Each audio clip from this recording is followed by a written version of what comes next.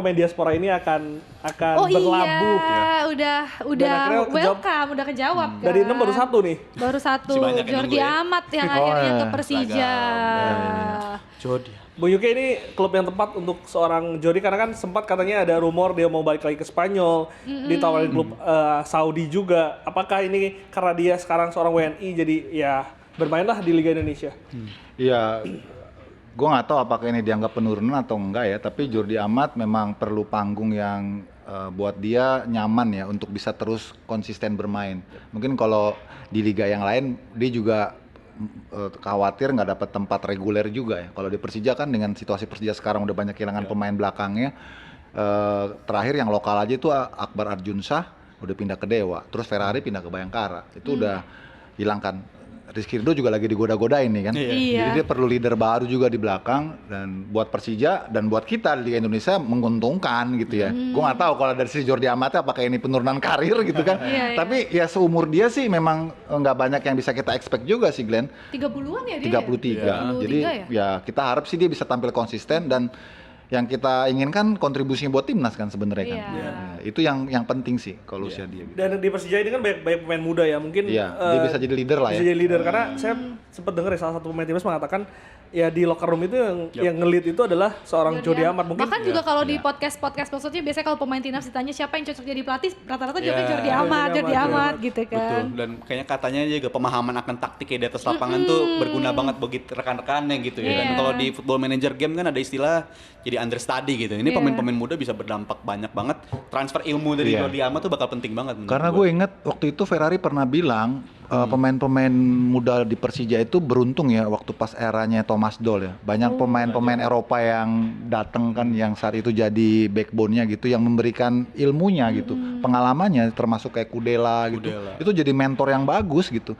Dan itu yang gue kira juga harusnya bisa dimanfaatin untuk pemain-pemain muda Persija lain terhadap kehadiran Jordi Amat ini gitu. Karena Persija tuh memang sekarang kayak peternak sih, dia sebanyak mungkin mendorong, makanya dia slogannya itu kan to the next level. Kalau di Youth Academy-nya itu dia targetnya sebanyak mungkin mengorbikan pemain-pemain muda ke senior, ke timnya seniornya dia. Abis itu kan kemudian banyak yang dipinjamin gitu kan. Tapi ada juga yang kemudian jadi pemain utama di situ ya, seperti Donitri, Ferrari. Itu memang itu Persija itu karakternya sekarang, dan dengan kehadirannya Jordi Amat gue rasa dia memperkuat filosofinya dia sebagai tim yang memang mau lebih mempromosikan pemain-pemain muda gitu. Tapi menurut lu musim depan apakah Persija akan memetik hasil itu dari pembinaan yang sudah dilakukan yang sangat baik? Kalau kita reaction timnas itu hampir semua pemainnya Persija yang umur. Iya, kalau untuk di level senior gue boleh jujur Glenn masih berat ya Glenn ya. Karena kan ada persoalan finansial juga. Karena kan kalau udah senior ini pemain-pemain yang tampil itu yang memang yang siap ya, yang prestasi gitu maksudnya. Kemarin kan dengan materi pemain asingnya yang gue kira nggak terlalu konsisten ya, itu membuat Persija juga susah untuk bersaing gitu. Kan paling Ryo Matsumura ya, terus siapa lagi tuh? Gustavo. Nggak ada yang kayak Persib gitu ya, rata gitu ya, terus dia dalam gitu. Kalau Liga 1 kan memang bukan cuma pemain asing yang penting, tapi juga kedalaman squad itu juga penting. Nah Persija backupnya tuh banyaknya pemain muda gitu loh. Jadi ketika pemain asingnya ini lagi trouble gitu ya, nggak konsisten, entah absen atau segala macem, ini penggantinya ya untuk nyamain itu agak berat. Beda sama Persib, mereka sempat tanpa David da Silva, sempat tanpa Ciro Alves. Tapi pemain-pemain backupnya nih bagus gitu. Itu yang nggak dimiliki Persija sekarang. Dan gue rasa musim depan Persija punya target juara ya, kita tunggu buktikan dengan pembelian yang bagus gitu, yang kelihatannya sekarang itu baru ditunjukkan oleh Dewa ya kan. Suka nggak suka itu kan, kita harus akui itu.